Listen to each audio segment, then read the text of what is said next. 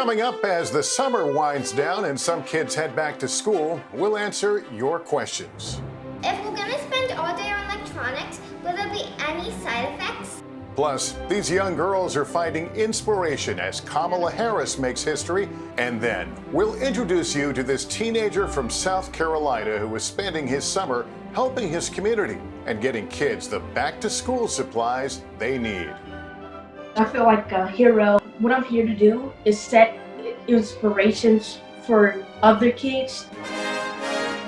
This is NBC Nightly News, Kids Edition.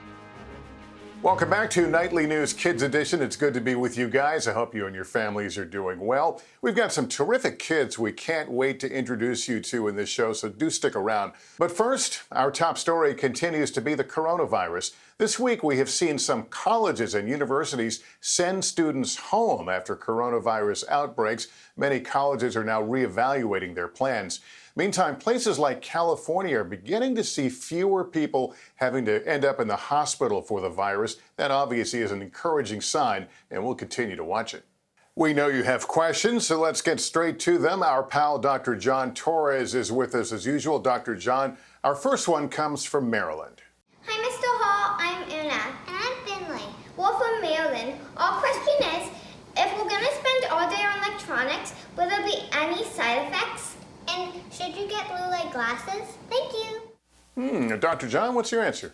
And that's a great question because we are spending a lot of time on electronics, especially if you're going to virtual school. You're on the computer all day long. And they do make these glasses that actually block out blue light. They're called blue light glasses. But most experts, including the American Academy of Ophthalmology, the eye doctors, say you really don't need those. But the one thing you do have to remember is when you are looking at the computer for long periods of time, you can get eye strain. And that eye strain can start hurting your eyes over a certain time period. So you want to be careful. So there's a few things you can do. Number one, make sure your laptop, your tablet, whatever you're looking at, is at arm's length from your eyes. Put it down a little bit so you're actually looking down at it. And then follow the 20-20-20 rule. Now what that means is every 20 minutes, look at something that's 20 feet away and stare at that for 20 seconds. That gives your eyes a little bit of a chance to relax, and then you can get back to your electronics. The other thing to remember is when you're on those electronics, you need to remember to blink because we tend not to, and that can dry your eyes out a little bit, and that can cause some problems as well. I'm writing these down because these are good tips for all of us. Dr. John, thanks for that. Our next question is about testing. Hi, Lester. I'm Goody Ford. I'm 11 years old, and I'm from Colorado. I've heard there's 3 types of testing: hotspot testing, surveillance testing, and assurance testing. However, the president says anyone who wants a test can get a test. My question to you is, how can I get an assurance test when I go back to school? Yeah, we've heard a lot about testing. Interesting question, Dr. John. And it is an interesting question. I think my response is, wow, that's a great question. And what he's talking about are not the types of tests we have, the tests that can tell whether you had coronavirus or have it now, but the way we use those tests. And he talks about a couple different things. Hotspot and surveillance testing are basically the same thing. We look for areas where we think there's a lot of coronavirus, and we test a certain number of people, and then use that to try and figure out how many people in that area might have it and what kind of resources we need to put there. The assurance testing are for areas that don't have as many cases and for situations like schools where you want to test everybody and make sure they don't have it so you can assure other people that they're going to be safe. But as far as if you want a test, you can get a test. It sounds great, but it's not realistic. And experts I talk to say there's no way we could ever do that. But the one thing you need to remember is testing is not going to get us out of the pandemic alone. It's just one of the things we need on top of the 3 W's. The wear a mask, watch your distance, and wash your hands, of course. All right, our last question comes all the way from Spain. Hi, Leslie, Dr. John. My name is Jaylin, and I'm 9 years old. And my name is Marcos, and I'm 7 years old. And we live in Madrid, Spain. We have 2 questions. My question is, can the coronavirus spread by sweat? And my question is, can mosquitoes and flies spread the coronavirus? We love Kids Edition. Bye. And we love that you're watching over in Spain. That's great. Dr. John, what's your answer to those questions? And actually, Madrid is one of my favorite cities in the world. I love going there. It's fantastic. And these are great questions because if you think about it, we do a lot of sweating. There's mosquitoes, there's flies around, and we know those can give us other diseases. But as far as coronavirus, no. There's been any information showing that they can be passed through sweat, through flies or through mosquitoes. But the one thing you do have to remember, if you're sweating, you might be in a gym. If you're in a gym, you need to be careful there because you could be passing it on to others. It is a respiratory illness, so that's how we get it, through breathing it in mostly. And so again, sweat, flies, and mosquitoes, not a big worry for coronavirus. Boy, we had some terrific questions today. All right, Dr. John Torres, as always, thanks much. You bet. All right, we turn now to the presidential election and voting in the United States. Did you know the 19th Amendment gave women the right to vote? It was ratified on August 18th, 1920, 100 years ago this week. This comes as Senator Kamala Harris is now officially the Democratic vice presidential candidate and is inspiring some young girls around the country. Here's Kristen Dahlgren. Your next Vice President of the United States, Kamala Harris. It was a groundbreaking moment in American history. It is truly an honor to be speaking with you tonight. That I am here tonight is a testament to the dedication of generations before me. Women and men who believed so fiercely in the promise of equality, liberty, and justice for all. The fourth time a woman is on the ticket of a major political party, but the first for a woman of color. So let's fight with conviction. Let's fight with hope. Let's fight with confidence in ourselves and a commitment to each other, to the America we know is possible. A big step forward for women in the struggle for equality, first demanded more than a century ago by suffrage leaders fighting for the 19th Amendment. Black women and white women all across America marched together and really fought for their right to be able to vote in our elections in our country. The 19th Amendment opened the doors for women to vote in the United States. It was ratified on August 18, 1920, but it was not a victory for everyone. So the 19th Amendment, when it was ratified in 1920, did not include Black women who were often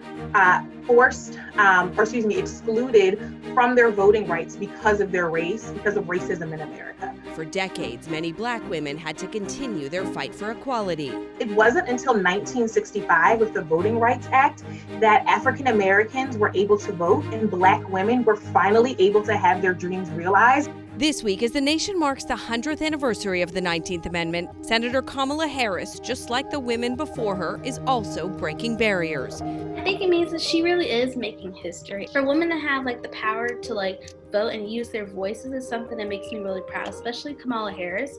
I really appreciate the way that she uses her voice. Because she's not afraid to say what really comes to her mind. As the Democratic candidate for vice president, she faces a critical test this November. But Harris, the daughter of a Jamaican father and an Indian mother, is inspiring girls all across the country to dream big. Kamala did, so can I. 7-year-old Rhea made this poster last year for a school project. She says Kamala is her shero. I can do anything I put my mind to. For these young girls across the country, they now know one thing is certain.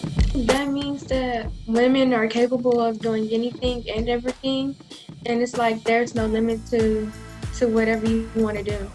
She makes me feel like I have the power to do the same thing that she's doing and inspire other people. I want to be able to do the same thing she's doing right now when I'm older, and I feel that Kamala Harris is a very much inspiration to me because I want to be able to do what she's doing now.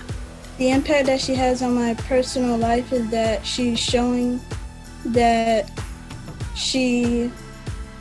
all girls can do anything if they put their heart and mind to it.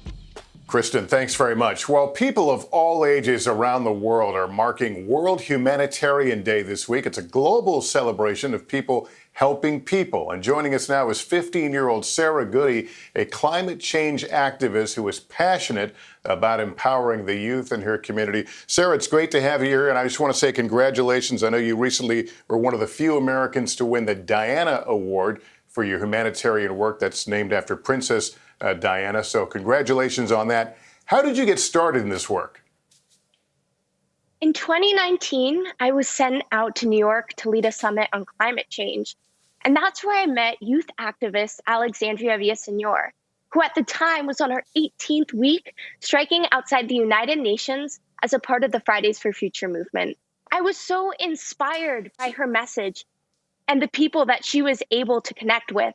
And I decided to bring this idea of striking back to the San Francisco Bay Area, where I started striking outside of San Francisco City Hall and the San Francisco Ferry Building. I'm currently on week 56 of my climate strike and continue engaging young people in the climate movement through striking, organizations, and public speaking. All right, on that note, why is it so important? Tell me why it's so important that youth become involved and really take the mantle on these issues. Activism can give young people confidence and a sense of purpose in their life. When I started doing activism, I started to realize that I could do something radical with my life.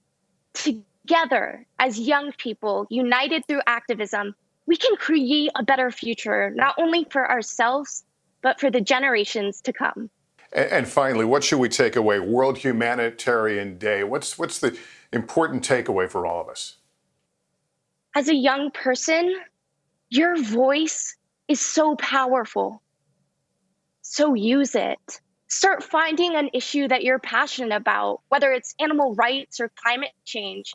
When I was first introduced to the climate crisis, I had this feeling that I couldn't just stand back and watch it happen. So find an issue that makes you feel exactly that way. And from there, start educating yourself about it. Because as young people, the most powerful tool we have is education. The more that we know about these issues, the better we understand what solutions we can put in place. And then afterwards comes the fun part, taking action. And action looks different for everybody. For you, it might be organizing a food drive. And for someone else, it might be joining an online webinar to learn more about an issue like racial justice. Whatever it is, start taking action today, because you, as a young person, can change the world. Well, your passion is so great. Thank you for your important message and for embracing these important causes. Sarah Goody, we appreciate it and good luck to you. Thank you.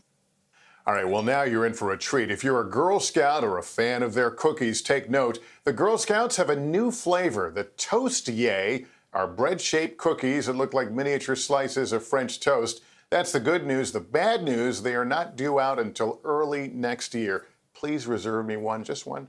Finally, we turn now to our Inspiring Kids series and one boy who turned a common summer chore into a heartfelt mission to help families. In Lancaster, South Carolina, this 13-year-old has been spending his summer helping others. I like to help the community. That makes me excited. I want everybody to be excited of what I do. Put smile on people's faces. I love to help my community out. For months now, Jaylin Clyburn has been mowing lawns in the neighborhood. I started to mow lawns to save up money for college, and that way my mom won't have to spend her money, and that way I will always have my own money. It's a mission that keeps on growing. The pandemic sparking a new idea. During this economy, people are out of work, and some parents may not have money to go give their kids some school supplies. And I have a big heart for people.